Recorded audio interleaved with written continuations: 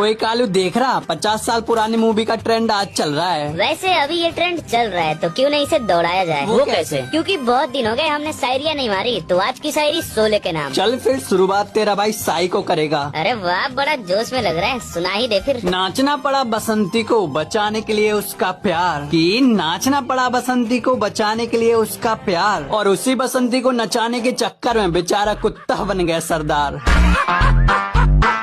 चल एक लाइन मेरी तरफ से भी, कि हंसाता भी खूब है और बजाता भी खूब है हिजड़ों की तरह तालियां, कि वो हंसाता भी खूब है और बजाता भी खूब है हिजड़े की तरह तालियां, और जब असल में बदनाम करने पे ये उतर जाए तो तेरा क्या होगा कालिया।